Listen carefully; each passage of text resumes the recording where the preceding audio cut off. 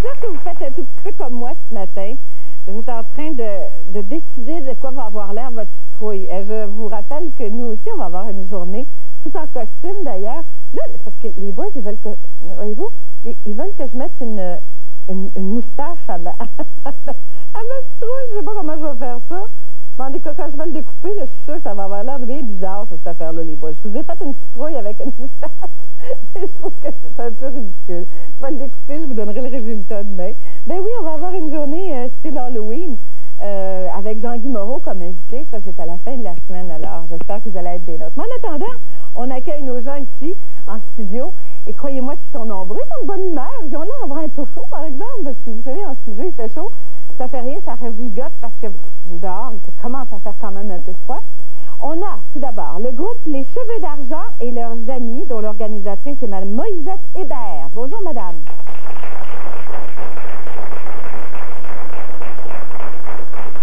Et nous avons également le club social d'Aïchawa. Ça, j'ai demandé, c'est du papier journal, m'a-t-on dit. C'est une compagnie papier journal, dont l'organisatrice est Mme Francine Bernier. Bonjour, madame.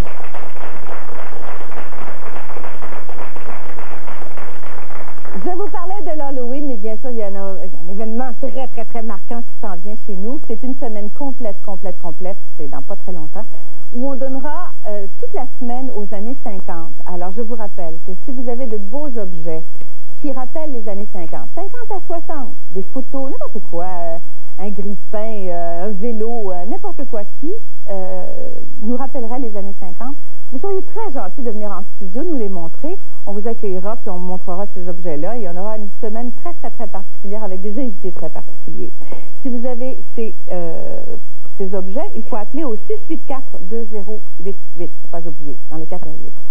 Bon, ben notre invitée aujourd'hui, elle est rayonnante. Il fut une époque où les hommes nous demandaient « Qu'est-ce que tu as mangé pour avoir l'air si belle aujourd'hui? » Il faudra lui demander, je pense que c'est en grande partie dû au bonheur de tous les voyages qu'elle a fait, du très beau prix qu'elle a gagné en Europe et aussi du fait qu'elle lance aujourd'hui même son disque. Alors, ben, aujourd'hui même avec nous, puisque c'est arrivé hier. On l'accueille, Marie-Denise Pelletier.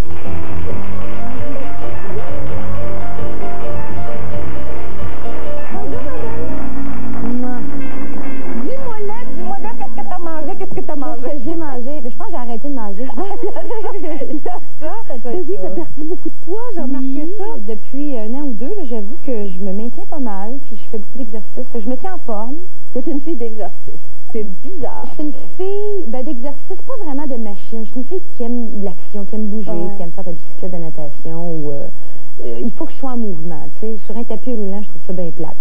Mais si ça bouge, là, je risque d'avoir beaucoup de plaisir. Marie-Denise, j'ai lu tellement de choses pour ta venue ici dans nos studios, mais il y a une chose, moi je suis une fille de voyage. Et à un moment donné, j'ai l'impression que ça a changé complètement ta vie, ça, à moins que je me trompe, là. Ah non, tu te trompes pas. Mais à un moment donné, j'ai lu que tu t'es déplacée, que tu es allée au Yémen. Au Yémen. Ben, je veux que tu m'en parles. Ben, je comprends. Je peux t'en parler pendant 3 heures si tu veux. Non, en fait, le Yémen, c'est grâce à Radio-Canada, je suis allée là-bas pour une émission qui s'appelait L'Aventure. Alors, au début, j'étais un peu craintive parce que j'étais le genre d'avoir la touriste à Longueuil, tu sais. Fait que je me suis dit, bon, c'est des pays qui sont très loin. Et finalement, je me suis décidée. Et c'est un pays où ils disent, où tu vas, quand tu penses avoir tout vu sur la planète, tu vas au Yémen. Ouais. Et moi, je suis allée là. J'ai débarqué là en premier. Bon, évidemment, c'est sur la péninsule arabique. C'est un pays musulman. Sauf que c'est un pays qui est ouvert à l'occidentalisation seulement depuis une vingtaine d'années. Donc, ils vivent au 14e, 15e siècle. Dans les montagnes, ils font de l'agriculture en plateau, qu'on appelle, à 9-10 000 pieds d'altitude. Comme les Chinois. C'est un paysage totalement extraordinaire. Les gens, évidemment, le rythme de vie. Pour moi, ça a été le dépaysement total, la révélation.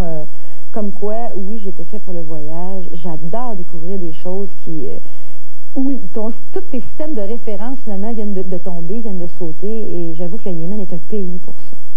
Et dans les choses que j'ai lues, parce que là, je ne veux pas faire de mémérine, mais c'est toi qui le dis, par exemple, c'est que tu étais tombée amoureuse d'un monsieur de l'endroit là-bas. Ben oui, ben en fait, c'est pas de l'endroit là-bas. Là. Il était avec nous autres dans le voyage, mais ça a été une belle aventure. J'avoue que j'ai découvert le monde arabe à travers ces yeux-là. Puis ça a été une chose intéressante. Je suis pas en accord avec tout ce qui se passe, parce qu'après ça, je suis allée en Égypte et j'ai trouvé l'Égypte beaucoup plus difficile au niveau de la condition féminine et tout ça. C'était assez dur. Des fois, on allait dans des espèces de parties où il y avait 16 gars autour de la table et que moi de femmes, parce que les femmes là-bas étaient dans la cuisine puis qu'on ne pouvait pas les voir. J'ai trouvé ça difficile. Et encore, on devait te regarder d'une façon très particulière. Non, mais ils étaient quand même très respectueux. Non, j'étais quand même la compagne du gars avec qui j'étais. Bon, alors ils étaient quand même très, très respectueux. Et au Yémen, c'était quand même très différent. Les femmes ont une vie sociale beaucoup plus active, c'est-à-dire qu'ils vont mâcher du gâte, ils vont fumer la pipe comme les hommes, ils vont se rassembler l'après-midi pour chanter. Et puis j'ai même chanté avec une chanteuse yéménite. J'ai chanté en arabe. Ça ressemble à quoi? Ben, c'est comme assis à terre, ça ressemble un peu au Maroc, là, avec des tables basses, et là, on sert du thé, on mange du gâte. Le gâte, c'est une espèce de feuille qu'on mâche, ça donne un petit buzz, mais c'est légalisé. Je veux dire, c'est légal là-bas, c'est pas un buzz vraiment effrayant, puis de toute façon, tu t'écœures avant, parce que c'est tellement dégueulasse. Tu envoies ça dans la bouche, tu viens comme une espèce de grosse grenouille avec un... ça fait une boule, mais c'est très, finalement, c'est très social. C'est comme prendre le thé en Angleterre l'après-midi, ben là-bas, on mange le gâte. Ah, je savais pas. Oui, et ça a été une découverte. Tu vois, on est allé chez la femme, la chanteuse yéménite, et puis on est tellement fraternisés, puis pourtant, elle parlait pas un mot ni d'anglais ni de français, moi pas un mot d'arabe. Et au bout de 3 heures, on était rendus les 2 plus grandes chums du monde. On a vu que je reparte. Et tu as fait aussi Hawaï? Il y a eu Hawaï, il y a eu Cuba, il y a eu l'Égypte, comme je t'ai dit. J'ai voyagé beaucoup. Je suis allée, entre autres, à Hawaï, en hélicoptère, dans le cratère d'un des plus gros volcans au monde. J'ai fait l'Indiana Jones, en fait, pendant 1 an. T'as pas eu peur? Non. J'ai l'impression que j'ai vraiment... Moi, la peur, là, j'en ai fait mon deuil depuis la dernière année. J'ai arrêté d'avoir peur pour tout et pour rien. Je me suis dit, la pire affaire qui m'est arrivée, c'est que je meurs, puis je me suis dit, bah, ça serait ça. Et finalement, non. Moi, j'aurais bien vécu. C'est ça. Moi, j'aurais profité de l'instant présent. Fait que ça a été une année exaltante. T'as pas l'impression, et c'est l'impression que moi j'ai, t'as pas l'impression que on dirait que t'as explosé? Ça correspond aussi aux voyages et tout ça. Ça correspond à aussi quelque chose de très important. Quand on s'installe dans ce métier-là, il est important d'être bien entouré. Oui. Gérant, etc., etc. Oui. Toi, tu as laissé ton gérant. Tu as laissé ton chum qui était musicien. Et la compagnie de disques aussi. Tu as laissé ta compagnie de disques. J'ai fait un gros ménage l'année passée. Oui. Mais ça se préparait depuis longtemps. Je pense que, de toute façon, le véritable changement s'est fait intérieurement avant tout. Je suis une fille qui a travaillé beaucoup sur moi-même. Et là, depuis quelques années, j'étais vraiment mûre pour beaucoup de changements. Pour l'éclatement, comme tu dis, de ce que j'étais. Et je pense, par le fait même, la carrière a suivi, en fait. Alors oui, j'ai fait un grand ménage, j'ai changé beaucoup de choses. Et là, je me retrouve avec une équipe extraordinaire avec qui je suis bien. Et tu travailles avec une femme. Ça, c'est... Je sais pas si je vais te demander. Est-ce que c'est dur? Colette. Non, au contraire, on est devenus les 2 plus grandes amies du monde. En fait, je suis très, très... je suis contente parce que j'ai un gérant et une gérante. Alors, j'ai la vision masculine et féminine et j'avoue que c'est agréable, en fait, parce qu'on a comme vraiment les 2 côtés de la médaille. On a une perception féminine, une perception masculine. Et je pense que dans ce métier-là, il faut avoir ça. Et Hélène Dallaire qui a travaillé à la conception de cet album-là. Écoute, au tout début, je voulais te parler de l'album, mais là, il faut qu'on se fasse une courte pause sur, bien sûr, ce concours que tu as gagné. Oui. On aimerait savoir comment tu as fait pour te retrouver en Europe, parce que tu avais dit, moi, c'est fini les concours, j'y vais plus. Oui, ben j'avais fait ma part, mettons, dans le domaine des concours. Ça faisait 10 ans que j'en avais pas fait. Mais là, quand on m'a dit que c'était une vitrine quand même extraordinaire, il y avait 250 millions de téléspectateurs. Et juste pour l'expérience, moi, je suis allée là-bas pour l'expérience. C'est-à-dire de me faire valoir, me faire voir devant des gens du milieu, probablement des compagnies de disques. Juste ça, ça valait très cher. Et je me suis dit, bon, si je gagne, ça va être un bonus. C'est Radio-Canada qui m'a demandé de les représenter. Alors, je suis allée. C'est le prix de la Francovision. On en regarde, tiens, quelques petites images. Vous avez ça? On a ça, on est allé plus loin. Avec 124 points, s'il vous plaît. S'il vous plaît. Bravo, Montréal. Montpellier, 2e avec 113 points. Bravo, David. Et Paris, 3e avec Didier Sustrac. Marie-Denise Pelletier, applaudissez-la fort, s'il vous plaît. Chanson élue première au Francovision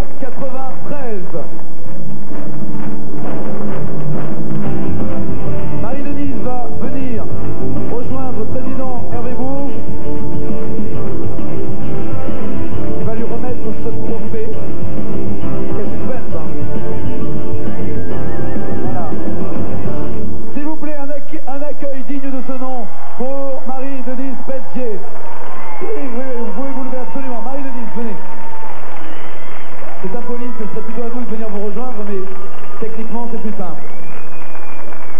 Et Georges, le parrain fier, je présume, hein?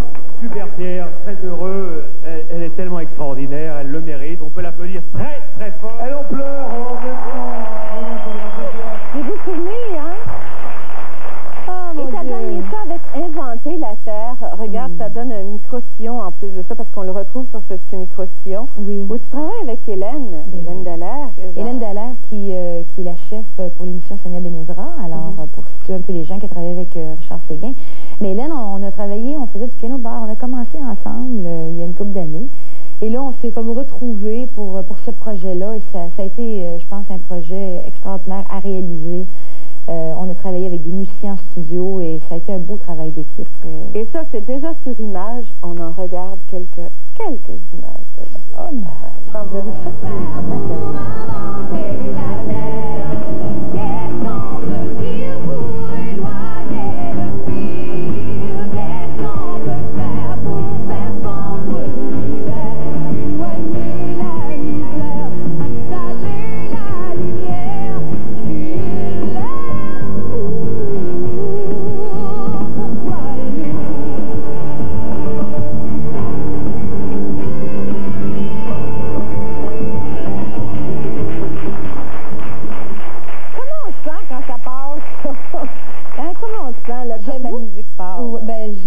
Surtout, comme je te dis, juste avant de monter sur scène, lors de ce spectacle-là, Nagui venait de dire il y a une possibilité de 250 millions de téléspectateurs. Les deux genoux m'ont barré. Mon Dieu, je vais m'évanouir devant 250 millions. Ça a été thrillant, vraiment. Là, le stress était à son apogée, mais j'étais vraiment heureuse d'être là aussi. Puis je me suis dit, vas-y, aie du fun, je pense que c'est ce qui est important. On a été très, très, très fiers quand on a dit que tu avais gagné. Et puis, tu as fait un lancement sans être là. Heureusement, à Québec, tu vas y être. Oui. Je suis très, très, très, très contente de voir que ça se trouve déjà tout de suite sur un micro-sillon. Oui. On en reparlera, puis n'oubliez pas d'aller acheter ça vite, vite, vite, parce que c'est comme ça qu'ils vivent, ces artistes-là. Oui. Alors voilà, écoute, en attendant, ma belle, on va parler d'un peintre, M. Marcel Fecteau. Je te rappelle, tu ne le connais pas, mais tu vas voir des belles images de Marcel Fecteau. Je rappelle que le 17 novembre, il est à la galerie Michel-Ange à Montréal pour son exposition. Voilà.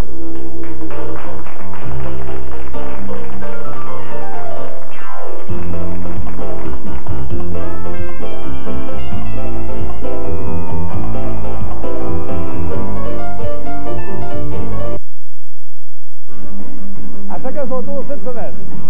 Marie-Soleil Touga, Gissi Lauzon, Alain Choquette et Michel Barrette.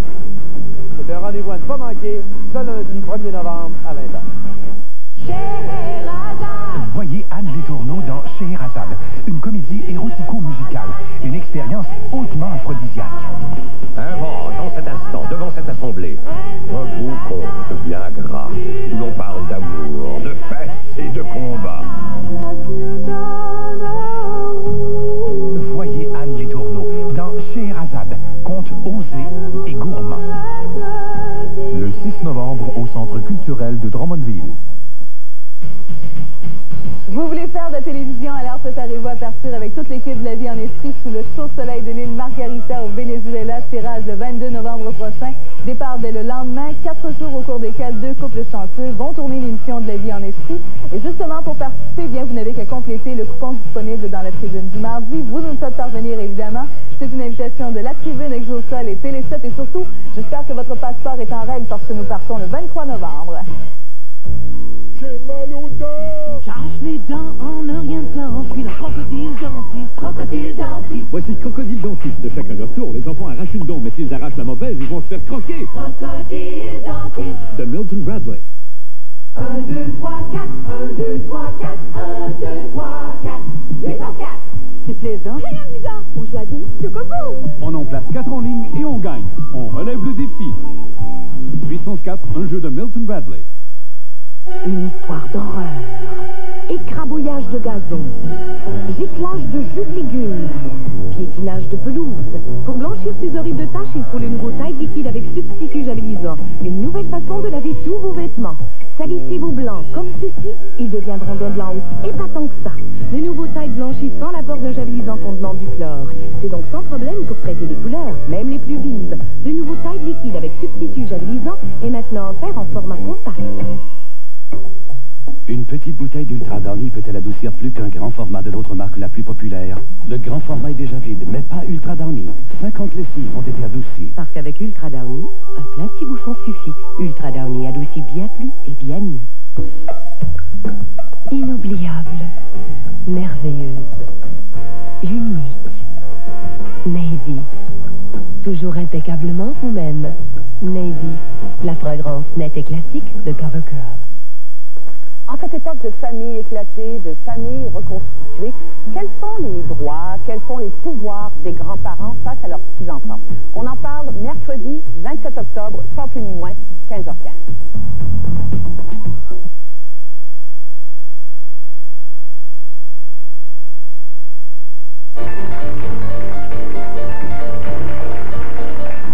J'ai deux anecdotes sur ta vie en lisant sur toi pour ta venue ici. La première, c'est que tu as déjà été dans un service de répondeur téléphonique, donc tu sais tous les secrets de tous les artistes, et puis il ne faudrait surtout pas que je sache que toi, tu as écouté ce que... J'avoue qu'il s'en passait des vertes et des pommures, mais c'est ça, je suis encore secret professionnel. Bon, alors c'est ça, alors tu n'as pas le droit de le dire. Ouais. La deuxième chose, c'est que tu as étudié en cinéma. Oui, j'ai fait mes études au cégep en littérature et cinéma. J'ai un DEC, il y avait comme des options à l'époque, et j'ai commencé à l'Université Concordia en cinéma. Et au bout de 3 mois, ben là, la piqûre, il fallait que je chante. Alors, j'ai tout abandonné, mais j'aimais ça. Ben, nous, on a une jeune fille ici qui s'occupe de cinéma avec nous. Elle s'appelle Catherine Lachaussée et elle va nous parler de Fellini aujourd'hui. Oui. Bonjour, Catherine. Bonjour. Ben, là, il faut en parler de ce grand Fellini parce que tout le monde dit toujours le grand Fellini. Oui, effectivement, ça lui va bien. Même qu'il y a des gens qui l'avaient qualifié d'éléphant parce qu'il prenait énormément de place d'abord dans la production italienne. Quand il y avait un film de Fellini, il n'existait plus rien d'autre. Et Fellini est difficile à déplacer aussi. Et je pense que Marie-Denise a vu de ses films, entre autres Évoque le navire. Oui, La Dolce Vita et d'autres aussi. Là, mais ça, c'est les films qui m'ont le plus impressionné de Fellini. Ben, ça tombe bien, moi aussi. C'est mes deux préférés. C'est mes deux préférés, La Dolce Vita et Évoque le navire. Deux films en noir et blanc, d'ailleurs. Il y en a fait en couleur, mais il ne faut pas oublier que ça lui est même arrivé de retravailler des films, de les tourner en couleur, comme Évoque le navire, et de les retravailler en noir et blanc. Ça, c'est maniaque pas ordinaire. Évidemment, ça coûte très cher. D'ailleurs, Fellini, de toute façon, il n'y a rien pour l'arrêter. Et très souvent, il a défoncé ses budgets. Il a tourné beaucoup de choses qu'il a laissé tomber par la suite. Et d'où est-il d'abord, Fellini? Évidemment, il est italien. La démesure étant très italienne, mais il est né à Rimini. Il n'est pas né à Rome. On pense souvent que c'est un Romain, mais Rome est sa ville d'adoption, effectivement. C'est vraiment sa ville. C'est la ville qui l'a le plus illustré. On ne peut pas parler de Fellini sans parler de Rome. C'est impossible. Alors, il est parti de Rimini, où il est né en 1920, donc ça lui fait quand même 73 ans, bien sonné, pour aller très très tôt à Rome. Et là, il a mangé évidemment de la misère, il s'est bas. Et il a rencontré très tôt d'ailleurs sa femme. Oui, il a fallu qu'il rencontre une femme pour ça. Il a rencontré, Giulietta, qui est sa femme. D'ailleurs, il a fait tourner beaucoup. Jusqu'à la fin, c'est beau. Fellini a vraiment vécu une histoire d'amour. Cette femme-là, il la rencontre au début. Elle travaille à la radio. Il va lui écrire des petits textes radiophoniques et il tombe en amour. Et à ce moment-là, elle va commencer à lui faire des pâtes. Ils vont se marier. Elle lui refait des pâtes et des pâtes. Et là, de tout maigre qu'il était, Fellini devient gros, puissant et va pouvoir faire beaucoup de cinéma. Alors, c'est vraiment une belle histoire d'amour. Et c'est important de dire aussi que Fellini, toute sa vie aussi, va rester très fidèle, pas seulement à sa femme, mais à une série d'acteurs, à ses rêves premiers aussi. D'ailleurs, il en tient un carnet de rêves. Il a un carnet de rêves et j'ai des images, je ne sais pas si on peut les voir à l'écran, des images de son carnet de rêves qu'il a tenu pendant pas toute sa vie, mais quelques années. Alors, on en voit des images. Bon, ça, c'est une image, justement, dont il s'est servi pour un film, La femme inconnue, mais également aussi les hallucinations qu'il pouvait avoir dans ses, vous voyez, des rêves. C'est un peu pervers, monsieur Fellini. Oui, la femme est toujours généreuse et aux chairs abondantes, très souvent dans une vraie maman italienne. Elle est vraie de vrai, Et puis, ses visions nocturnes, il les transcrivait dans un gros livre relié. Souvent, il les retravaillait à la couleur après. Il se servait de ça, évidemment, pour ses films, c'est sûr. Il travaillait beaucoup avec la symbolique, en fait. Oui. Oui, et l'univers du rêve, ce qu'on appelle l'univers onirique, c'est très présent dans l'œuvre de Fellini. Vous avez évidemment beaucoup de décadence, de débauche, mais également des très très belles visions. Il mêle tout. Il choquait beaucoup. Oui, il choquait énormément. Et d'ailleurs, quand ces films sortaient, c'était un événement parce que tout le monde disait, est-ce que qu'est-ce qu'il a fait encore? Qu'est-ce qu'il va nous sortir? Le cirque qui est une vision très importante aussi. Vous allez me dire quel cirque quand même Fellini, mais Fellini, on raconte qu'il a fait une fugue très très jeune. Il était à l'internat à ce moment-là, il s'est sauvé pendant une journée, il a vraiment passé 24 heures avec un cirque et on le retrouvait plus, tout le monde paniquait. Et quand on l'a retrouvé, il est revenu complètement habité et on dit que cette image-là, il l'a gardée toute sa vie. Parce qu'effectivement, il a fait un film en 70 qui s'appelle Les Clowns, mais des cirques, des éléphants, des animaux de cirque, il y en a tout le temps. Les acteurs de Fellini sont des acteurs fidèles qui lui faisaient incroyablement confiance. Et il fallait parce que souvent Fellini travaillait sans scénario. On connaît Anita Ekberg dans le milieu, Marcello Mastroianni, et c'est Fellini qu'on voit à droite de l'écran. Et ces acteurs-là, il les a gardés longtemps. Fellini était vraiment un homme qui demandait aux gens de travailler en sortant le meilleur d'eux-mêmes, mais il donnait pas beaucoup. Il était observateur. C'était un homme très silencieux, très discret, en retrait, très généreux avec les petites gens par contre. Et il pouvait donner des dizaines de milliers de lire comme ça à un inconnu. Ah oui? Oui, des chèques, il en signait comme ça, mais c'est quelqu'un qui exigeait beaucoup aussi de son entourage, direct. Est-ce qu'il y a des anecdotes de plateaux où il aurait eu des exigences qui sont... Ben, des exigences, les plateaux de Fellini étaient très ouverts. C'était vraiment bienvenue à tous, mais il fallait pas rester trop longtemps pour pas déranger le travail. Mais très souvent, on improvisait.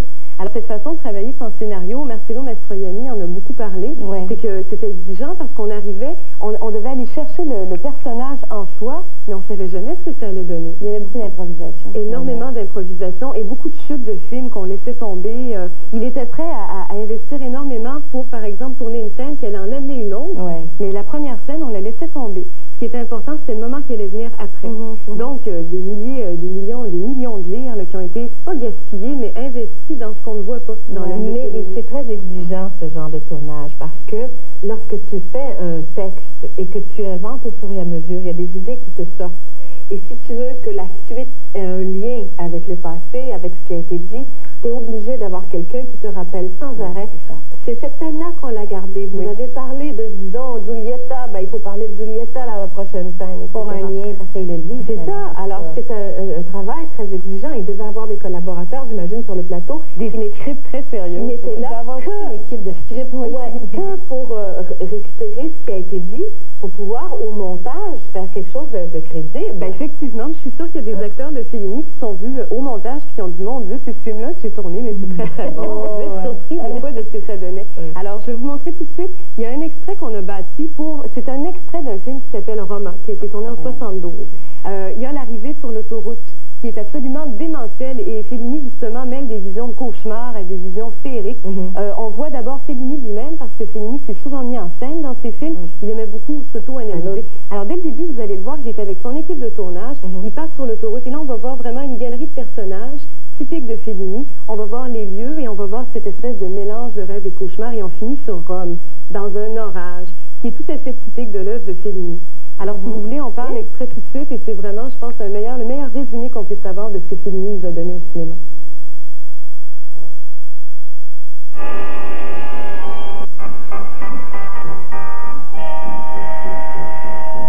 Peppina, avete molto qui? We are getting ready.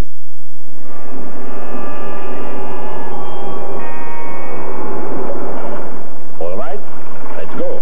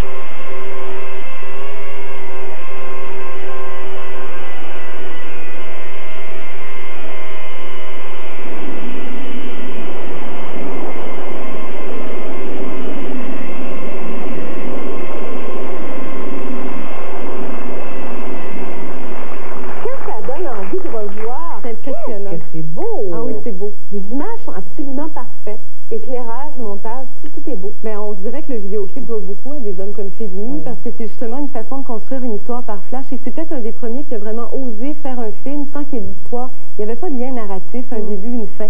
Il a vraiment construit par étage. Et Fellini, finalement, si on avait une leçon à retenir de sa façon de travailler, c'est d'abord connais-toi toi-même. C'est quelqu'un qui s'est cherché toute sa vie dans ses films, dans ses rêves, qui a tout mêlé et qui a vraiment essayé de montrer une réalité souterraine, de montrer plusieurs niveaux de réalité en même temps. C'est sa thérapie. Hein. Oui, ben oui, je pense qu'il s'est drôlement guéri. Il a passé une très belle vie aussi, Fellini. Oui, ben on en parle comme s'il était déjà décédé. Il va très mal. Oui, ben très mal en ce moment. Il est à l'article de la mort. On lui a fait une trachéotomie pour lui permettre de mieux respirer. Il en est à sa 2e crise cardiaque, si ce n'est la 3e. Et cette fois-ci, on craint très, très, très intensément. Il y a des gens qui sont autour de lui. C'est une crainte perpétuelle. J'espère en tous les cas que les grands talents comme ça, on ne veut pas qu'ils partent. C'est tout à fait normal.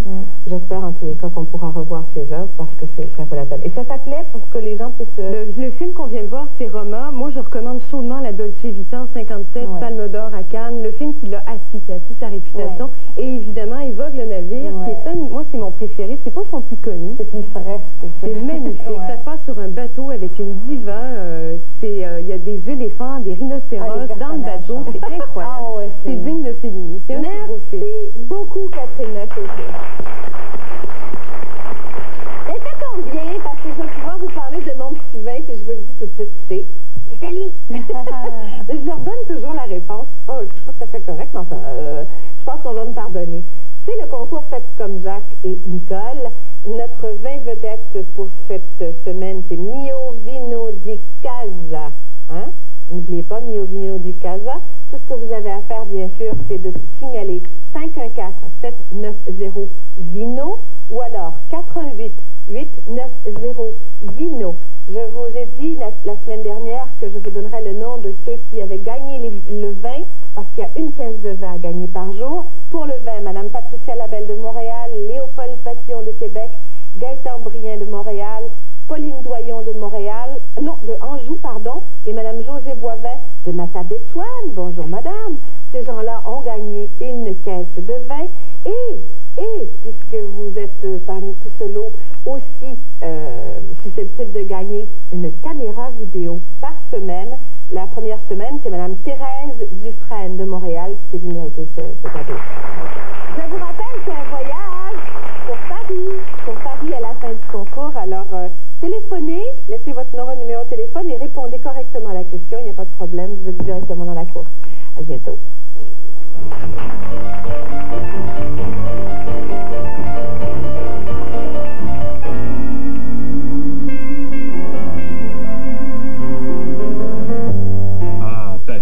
Nicole, tout le monde peut gagner un voyage à Paris. Avec le concours Faites comme Jacques et Nicole. C'est nous, ça? C'est facile. Regardez l'émission Blablabla entre 9h et 10h. À TVA. Téléphonez au numéro suivant. Et identifiez le pays d'origine d'un des 80 suivants. Mio Vino di Casa. El Gaucho. Casalero. Ou Gueule de Loup. À gagner une caisse de vin à tous les jours. Une caméra vidéo à toutes les semaines. Et à la fin, un voyage pour deux à Paris avec Voyage Fantastique et Nouvelles Frontières. Alors faites comme nous, Jacques et Nicole. Et venez faire votre Blablabla à Paris. Isolés en pleine mer, ils partent à l'aventure, sans savoir ce qui les attend.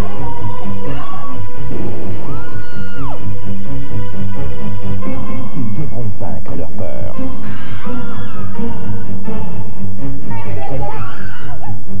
Mais oseront-ils aller jusqu'au bout?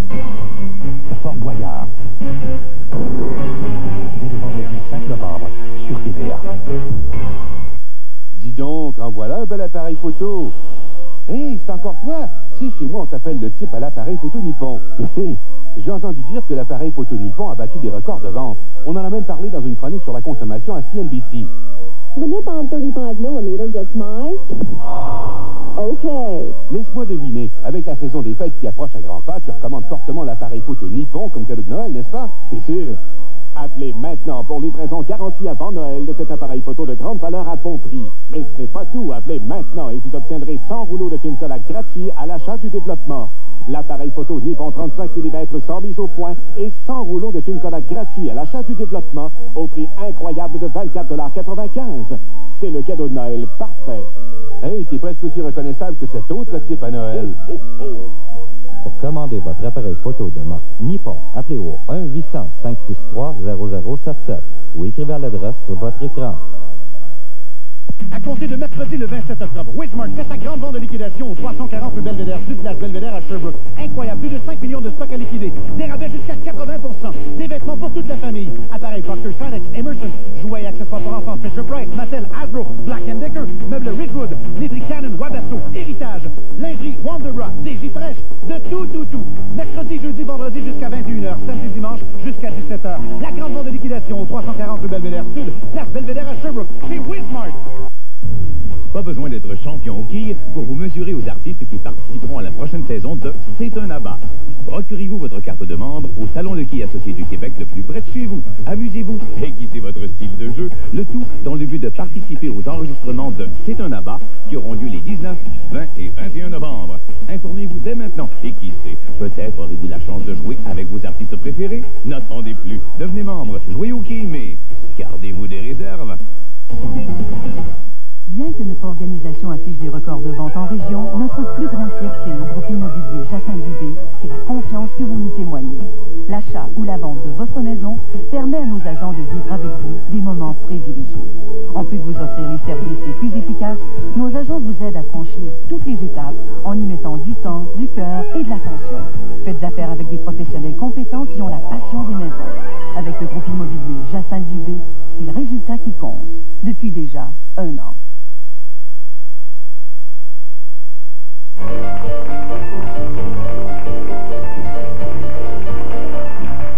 Marie-Denise, cette semaine, les journaux ont plein de choses à raconter sur toi. On va tout savoir. Tout de ta vie. Oh mon Dieu. Tout de ta vie, même ce que tu veux même pas dire. Ah. Mais toi, tu es rendu chez nous, puis on va te suivre avec passion. Cependant, il y a une demoiselle, ou une dame, devrais-je dire, qui est venue nous visiter cette semaine, qui a fait soulever le bonheur de plein de gens. Madonna. Oui. Alors, on accueille Thérèse Parisien qui va nous en parler. Elle est à Montréal en ce moment. Bonjour, Thérèse. Bonjour, Daniel. Bonjour, Denise. Ça va très, très bien. Bien. Oui, absolument. Madonna était à Montréal cette semaine et ça a fait toute une histoire parce que, évidemment, elle était en spectacle. Tout le monde a parlé de son spectacle, mais elle vivait aussi ici, entre les répétitions et les choses. Alors, elle était à l'hôtel 4 saisons. Elle a loué 7 étages de l'hôtel. Aïe. Okay? Il y a 18 chambres par étage, ce qui fait à peu près à 500 $ par chambre avec ce qu'elle demandait là, dedans et tout, ce qui fait à peu près 63 000 $ par nuit. Faites le calcul comme vous voulez, ils ont été 4-5 jours. Elle avait 7 étages, 18 chambres par étage, je disais donc, et ils étaient 22 personnes, dont Madonna qui avait son étage à elle toute seule, et les 8 gardes du corps. Là, les 8 gardes du corps, dont les 8 gardes du corps, il y a d'autres personnes qui se greffaient à ça. Il fallait une clé pour entrer dans l'ascenseur. Moi, j'ai voulu y aller. Bon, il fallait se faire escorter pour rentrer, pour monter. On ne peut pas, évidemment, on montait au premier 2, 3, ensuite ça tombait au 8, 9, 10. Et elle a demandé, bon, quand elle voulait aller faire son jogging et tout ça, au titre de santé, ce qu'elle a demandé, c'est qu'on vide la place, évidemment. Alors, le titre de santé était réservé pour Madonna. C'est vraiment une méga star et l'hôtel 4 saisons était à elle pendant 3-4 jours. Et ce qui était amusant, c'est que dans sa loge, elle a demandé, elle a eu toutes sortes de demandes. Elle voulait avoir des fleurs blanches au forum. Elle voulait avoir 6 grosses bouteilles d'eau Evian à la température de la pièce, mais elle voulait avoir aussi 6 bouteilles très, très, très froides. Alors, je pense que c'est quelqu'un qu'on a suivi dans les coulisses avec beaucoup d'intérêt, beaucoup de plaisir. Mais il paraît que quand Madonna part d'un hôtel, elle, c'est très beau son étage, mais là où les gardes du corps ont fait le party, ça a l'air qu'il y a des rumeurs qui circulent à l'effet que c'est pas toujours, c'est pas toujours extrêmement agréable. Ben, de toute façon, je pense qu'elle a dû payer la note de toute façon. À ce prix-là, je pense qu'à 65 000 $ la nuit. La nuit, oui. Je pense qu'elle a dû payer la note amplement. Et moi, si j'avais un hôtel, je l'hébergerais volontiers. Je vous raconte tout de suite que la bande magnétique vient de sortir un album. Son premier. Bravo. Marie-Denise, vous les connaissez? Oui, je les connais très bien. Extraordinaire. Très talentueux, c'est vraiment... 5 joyeux drills, vraiment, que vous voyez à l'écran présentement. Et ils jonglent avec les rythmes, la musique, les sons. Il y a énormément d'humour dans cet album-là. Je vous le dis tout de suite, évidemment. Toutes les plages de cet album sont essentiellement vocales. Vraiment. Et on dit sur l'album que quelques percussions ont été produites avec l'aide de parties du corps humain qu'il serait indécent de vous énumérer. Oh là là! On ne posera pas de questions. Posez-moi pas de questions, mais je ne sais pas comment ils ont fait ça, c'est génial. Maintenant, donc, la bande mimétique qui va faire une série de shows au Québec. Et l'album est enregistré en direct de la Chapelle du Bon Pasteur à Québec. Ah, bon. Alors, c'est vraiment quelque chose de très, très bien fait. Je vous parle de Linda Sorgini. Linda Sorgini qui joue dans Je vous écris du cœur de Normand Chaurette, présentement au Théâtre d'Aujourd'hui à Montréal. Mais elle est sur le point d'adopter une petite fille qu'elle a en famille d'accueil depuis 2 ans. Elle est ravie, amoureuse, une mère amoureuse, vous savez. Et elle a l'intention, elle m'a révélé qu'elle avait l'intention d'en adopter un autre très bientôt. Alors ça lui fera 2 enfants puisqu'elle ne peut en avoir, mais elle a l'intention d'avoir quand même une très belle famille. Et je pense que c'est une bonne nouvelle. Maintenant, je vous parle de Nancy Martinez. Écoutez, Nancy Martinez a un nouveau look. Oui, elle est brunette. Parce que Nancy Martinez est brune maintenant. Ouais. Alors, les hommes ne préfèrent plus les blondes. Daniel, je suis désolée. Les brunes, non, mais ça parier, ça se règle vite. Est-ce que les rousses, j'ai des chances, oui? Vous avez des chances sûrement, Marie-Daniel, je ne suis pas inquiète pour vous. Et je vous dis que cet album est un peu moins dance. Il y a quelques balades qui est fait avec l'aide d'Aldo Nova, de Manuel Tadros. Et au moment où on se parle, évidemment, au moment où on se parle, elle lance son album. Alors, c'est tout frais, tout nouveau. Vous allez la voir à Adlib demain soir. Et vous allez voir ce nouveau look. Elle est ravissante. Elle a évidemment un enfant qu'elle traîne beaucoup avec elle et qu'elle aime beaucoup. Elle est très, très, très contente de sa carrière qui est relancée avec cet album-là. Et la chanson Maîtresse de tes rêves devrait faire un hit. Je vous parle aussi de Louisette Dussault que j'ai rencontrée au bingo de Michel Tremblay. Je suis allée au bingo de Michel Tremblay pour les fonds Gracien Vélina et Louisette Dussault était là, ravie de... Elle achève un peu elle achève de tourner Marilyn et elle rêve de vacances. Elle m'a dit, je ne pense qu'à des vacances, je ne veux que partir en vacances. Et après, elle m'a dit à moi qu'on me trouve un petit rôle, tu sais, au théâtre, j'aimerais bien. Alors la voilà repartie. Elle a travaillé pendant 3 ans, un rythme d'enfer, puis elle n'avait pas lâché. Mais c'est sûrement reposant, bien sûr, d'apprendre qu'un seul texte au lieu de tous les jours d'être obligé d'apprendre ou d'avaler des pages et des pages. Des tonnes de textes. Et écoutez, Daniel, moi, je sais que vous terminez toujours sur une toile. Vous avez toujours une toile d'artiste. Moi, je vais terminer sur une, je vais vous montrer la mienne cette semaine. C'est celle de Bottero. Ne croyez pas que c'est un autoportrait. Okay? C'est vraiment une toile de Bottero quand je suis allée voir à New York. Ça va bien. C'est une toile pour laquelle j'ai le coup de foudre, vraiment. Alors, je vous laisse et la semaine prochaine, peut-être que je vous apporterai une autre toile, mais je ne vous ferai pas compétition. Mais il a fait un calendrier, M. Bottero, puis il a été partout à Paris pendant quelques temps. C'est vraiment un très bon choix. Merci beaucoup, Thérèse Paris. Merci. Bye bye. Au retour de la pause, on a plein de choses à apprendre sur Marie-Daniel. À tout de suite. Vous aimeriez assister à l'enregistrement de l'émission Blablabla? C'est facile.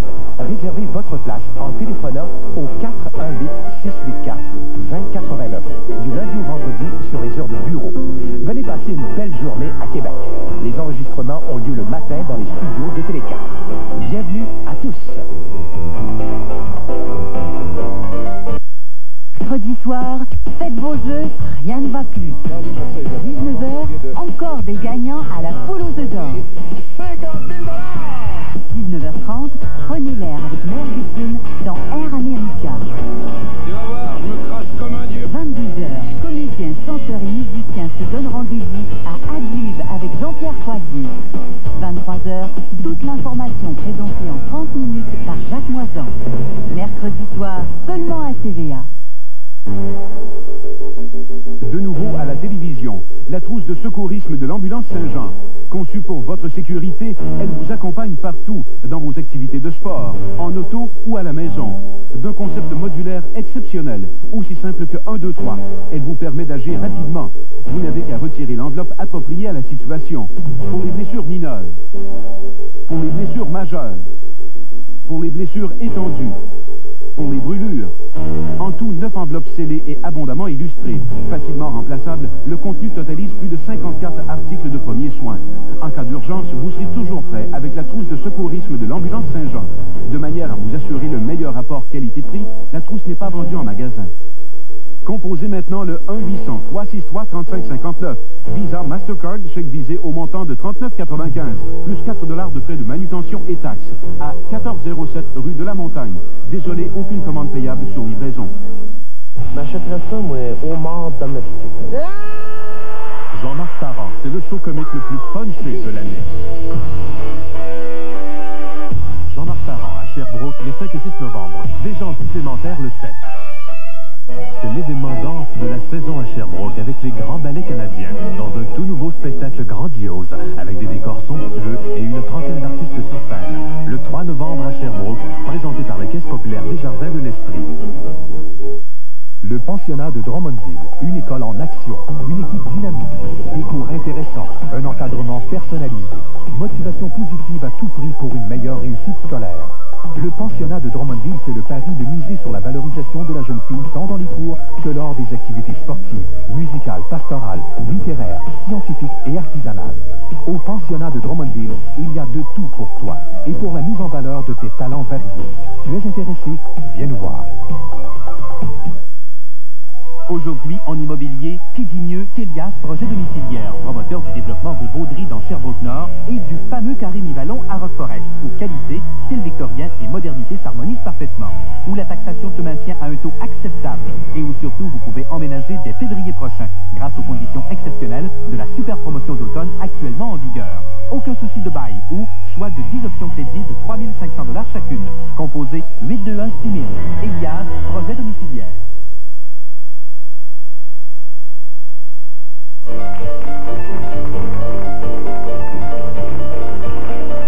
Il y a eu un anniversaire très particulier il n'y a pas très longtemps de quelqu'un dans la vie de Marie-Denise Pelletier. Eh bien, c'était l'anniversaire de Kiwi. Et ben Kiwi, ben, vous la voyez, parce que c'est une petite chienne. Est-ce que c'est ça qu'on appelle la chienne?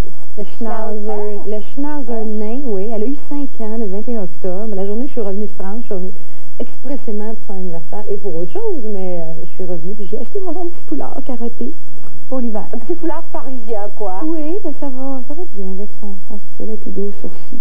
Ça, j'ai réussi à savoir ça, beaucoup parce que je t'ai parlé, mais aussi parce qu'on a chez nous un détective qui dit tout. Il dit tout.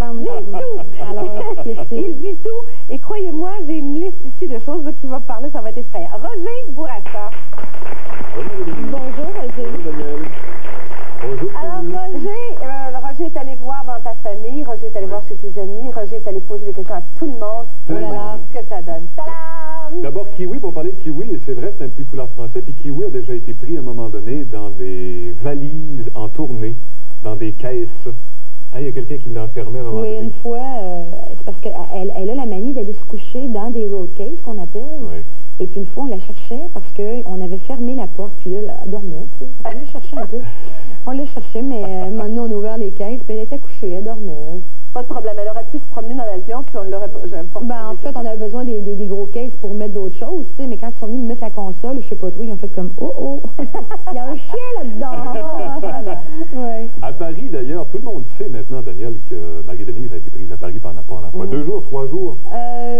2 jours supplémentaires, en fait, 2 jours et demi, oui. Mais à Roissy, pendant la première journée d'attente, pendant 10 heures, elle avait son trophée Francovision dans les mains, puis elle voulait pas le laisser aller? J'étais assise par terre parce qu'il y avait plus de place, et j'étais avec mon trophée, j'étais assise là pendant 10 heures de temps, et là, j'espérais de tout mon cœur que l'avion parte parce qu'il y avait plein de gens qui m'attendaient à Montréal. Mais c'est surtout que j'ai signé plein d'autographes pendant ce temps-là, tu sais, les gens me reconnaissaient. 250 millions, hein? Oui, il y en avait quelques-uns qui m'avaient vu à l'aéroport, alors finalement, j'ai signé beaucoup d'autographes pendant cette journée-là. Ben, pour parler de Marie-Denise, on peut dire qu'elle est née à Montréal, sur la rue Cartier, dans le faubourg à la Place. C'est ça, hein? Oui. Qu'elle a grandi à Rosemont. Oui. C'est ça. Étudiée à Rosemont également. Oui, j'ai fait tout mon école dans ce coin-là. Que c'est une fille qui aime la nature, c'est le bébé de la famille, une famille unie par la musique, 5 enfants. Oui. 3 frères. Oui, puis 2 filles. 2 filles. Ouais. On les voit d'ailleurs, là. Ben voilà, à l'écran. Voilà, peut-être que Marie-Denise... Vous êtes allé dénicher ça. Hey, c'est ma tante Françoise, c'est à Québec, ça. C'est ça, la galerie. Peut-être que tu pourrais nous décrire qui est sur la photo. Vous avez pris ça? Ben là, moi, je suis assise à table. Ça, c'est Ricky. C'était le petit chien à ma tante Françoise. Kiki, on l'aimait tellement. Où est Marie-Denise là-dedans? Je suis assise à par terre, là, avec les grands cheveux bruns, avec mon frère Raymond. Exactement. Et puis en arrière, il y a ma mère, ma tante Françoise, mon père. Je pense à côté, c'est Suzanne, mon grand frère Claude. Ben, c'est soit mes cousins ou la famille. Là. Il y en a d'autres. Il y en a d'autres. Ah ben là, c'est ça, c'est là. Je regarde mes petits beaux matchs avec mon chandail. Oh my God. Déjà. D'ailleurs, il y a quelques années, il y a fait... Ça, c'est aux éboulements dans le poulailler de mon oncle Mousson. Très près de la nature, Marie. Oui, Oui, parce que ma mère est une Tremblay des Éboulements, ma grand-mère est née aux Éboulements. Alors, tous les ans, on allait... Où c'est que vous avez pris ça, ces photos-là? Mon Dieu, je vais les avoir! Avec Raymond dans la grange le matin. Ah ben évidemment, ça c'est la photo de la famille. J'avais 12 ans à l'époque. Alors, Marie-Denise, c'est la deuxième à partir de la Oui, il y a ma sœur qui est en blanc, puis tout de suite à côté, c'est moi. J'avais 12 ans. Et il y avait les autres là. Ah, voilà. Oh, Marie-Denise, t'avais quel âge à ce moment-là? Oui, t'as pas mal toutoune, Marie-Denise. À l'époque, là, j'avais 17 ans, je venais de terminer mon secondaire. Oui. Alors, j'ai hâte de vous montrer sa mère. Sa mère s'en vient. Oh, ben, elle est là déjà, ma mère. Ah ben tiens, ça c'est Marie-Denise. Oui, ça c'est l'art de Starmania quand on est venu à Québec. Il y a Françoise au milieu qui m'attend de Québec et Céline à côté. Histoire de famille. Il y a Marc-Gabriel qui était mon chum à l'époque. Alors, c'est ça, c'était toute la gang. Et la maman, la voilà, en plein milieu. Oh, Seigneur, elle n'est pas assez vedette. Ouais, ça, c'est ma mère, ça. Voilà. Elle a arrêté les gars, probablement, de la marine française, là, pour prendre une photo. Elle s'appelle Aline Tremblay. Et d'ailleurs, Aline a vu passer Guy Lafleur. Elle s'est accrochée à son cou à un moment donné. Oui. Non, c'est pas... Oui, entre autres avec Guy Lafleur, mais elle a fait la même chose avec Trudeau, sa colline parlementaire. Il y avait 6 bodyguards autour. Il n'y a pas personne qui était capable de l'empêcher. Elle s'en allait voir son Pierre Trudeau. C'était bien drôle. C'est drôle. J'aimerais te montrer quelqu'un d'autre. Justement, t'en as parlé tout à l'heure. Oui. J'aimerais te montrer une photo de Françoise. Oui, François. Quel lien tu as avec Françoise? Ben, c'est la cousine de ma mère. Ah, alors, c'est que moi, je l'appelle ma mère de Québec. Okay. C'est comme quand je m'en ai à Québec, c'était ma maman de Québec. Ça fait longtemps que tu l'as vue? Ben, ça fait longtemps. Ben là, ça fait un bout, là. Ça doit faire une couple de mois, certains. Bon, mais Françoise, est-ce qu'on peut vous voir, Françoise? Non!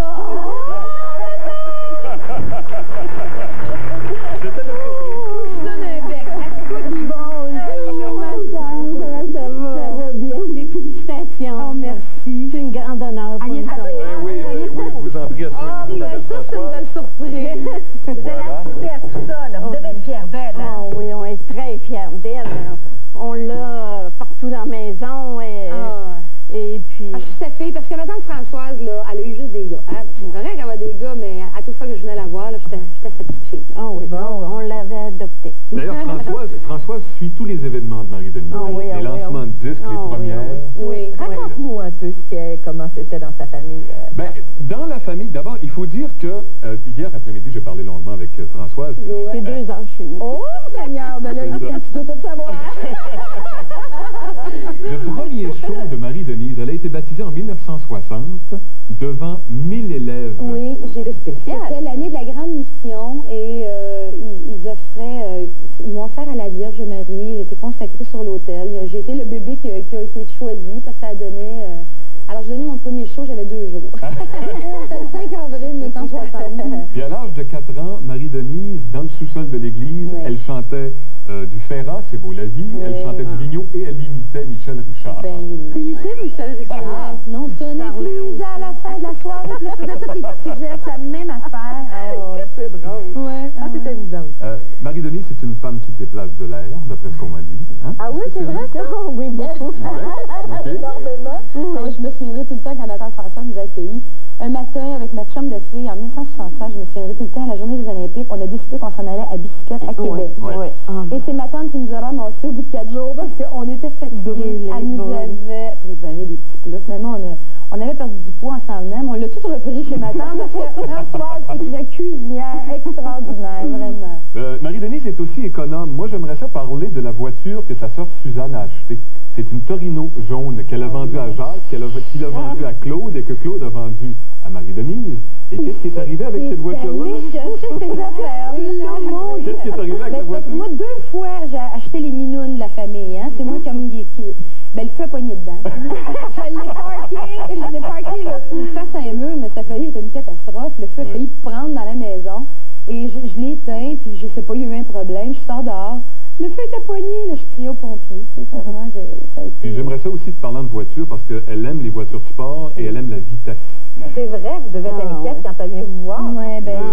Et à un moment donné, elle était en auto, elle roulait vite. Il y a un pneu qui a crevé. Elle a mis le pneu de secours.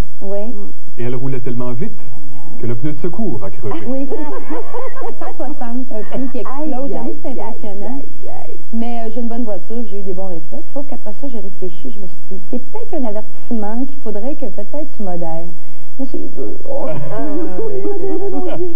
Mais j'aimerais aussi qu'on parle peut-être des talons hauts que tu as déjà achetés. Sur scène, C'est vous qui avez raconté ça? Pas tout. Non, il y a dû avoir d'autres affaires parce qu'il y a des choses vraiment...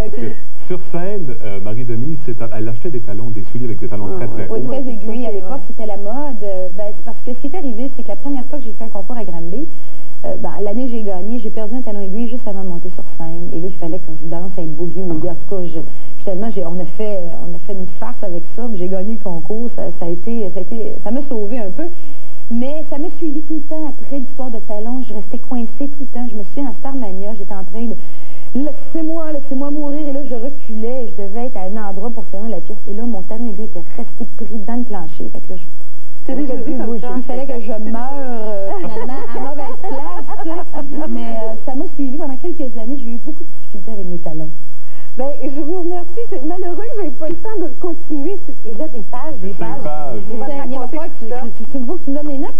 Des fois, je me souviens pas, moi, de ce qui lui est arrivé. Et vous, Mme Pichette, ben, écoutez, il y a tellement de choses à raconter. Je suis contente de voir qu'elle était heureuse de vous voir. Ça me fait plaisir. À lui donner dans les coulisses tout à l'heure. Merci. Merci de votre présence. Bravo.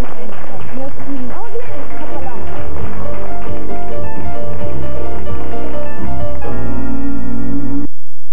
Ils affrontent les incendies les plus spectaculaires au monde. Ce film leur rend hommage.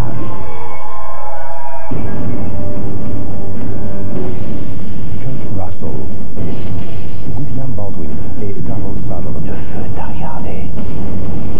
Robert De Niro.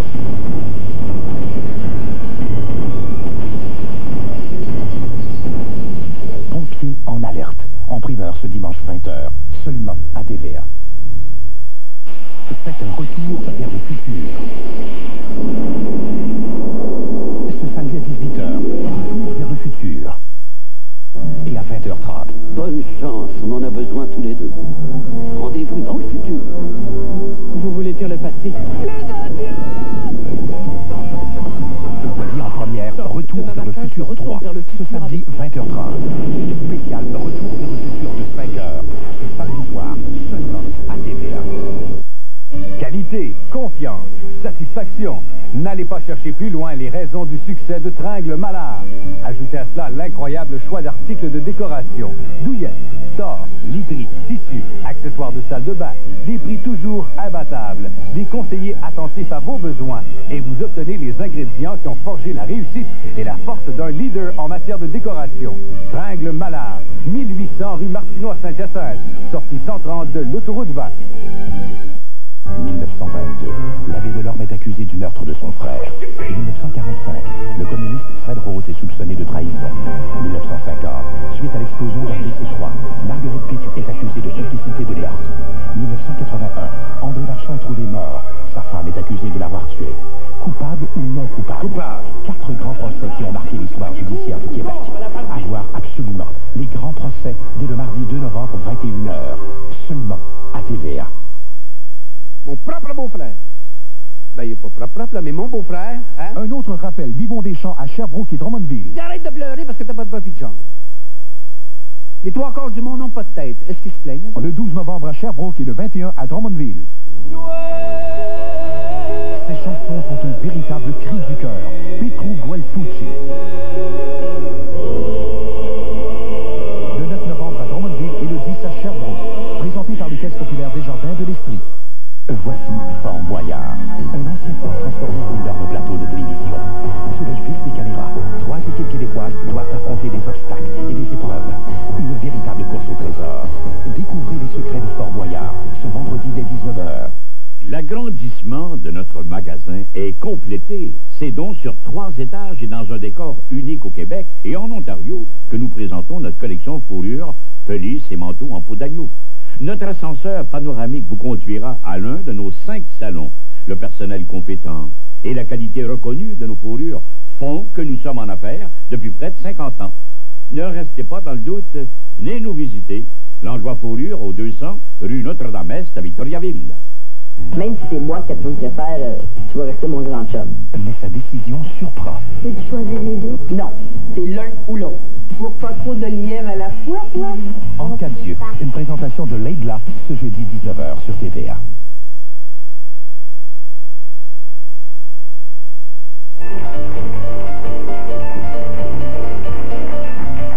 Les vêtements, les très beaux vêtements que je porte nous viennent de la boutique secrète du boulevard des Caries à Ville-Saint-Laurent. Ils sont signés Peter Nygaard. Je vous rappelle que René Claude, depuis hier, est au Petit Champlain à Québec. Et je vous rappelle également que le sujet de Claire Lamarche demain soir, c'est « Pas si quétaine que ça, les quétaines ». Et que contrairement à ce qui a été annoncé, le cadeau du mois, c'est le 1er novembre que ça se passe. Et c'est Michel Rivard qui est l'invité. Madame Pichette, merci beaucoup d'être présente. Ça m'a fait plaisir. Marie-Denise, il est parti. Ça s'appelle Entre la tête et le cœur. Et puis là, toi, tu retournes en Europe. Ben là, je vais faire la tournée tout le mois de novembre. Je serai au Québec. Je vais dans tous les coins de la province que ça fait longtemps que je n'ai pas visité. Au mois de décembre, ben, je dois retourner à Paris parce que le prix de Francovision, c'est une tournée à travers les émissions de télé, là-bas, les grosses émissions. Fait que c'est une vitrine, comme je te disais, extraordinaire. Puis on va en même temps essayer de décrocher un contrat de disque. Des ventes. Oui, ben allez l'acheter. Je pense que je suis vraiment fière de cet album-là. Merci beaucoup. À tout le monde. Bye-bye. Bye-bye à la maison. À bientôt, à demain. Merci, Marc. Ça me fait plaisir. L'animatrice et les invités de l'émission sont hébergés à l'hôtel Clarendon, rue Sainte-Anne, au cœur du Vieux-Québec. L'ameublement de Blablabla est une gracieuseté d'ameublement Tanguay qui vous offre une livraison gratuite à la grandeur du Québec.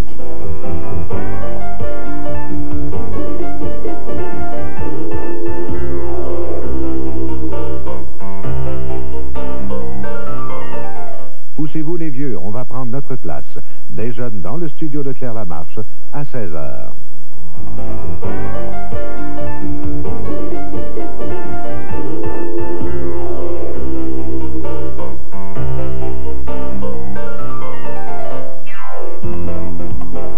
Il y en a un qui n'a pas d'emploi, tandis que l'autre est débordé. Du boulot pour ces messieurs dans Chop Suey demain, 19h30.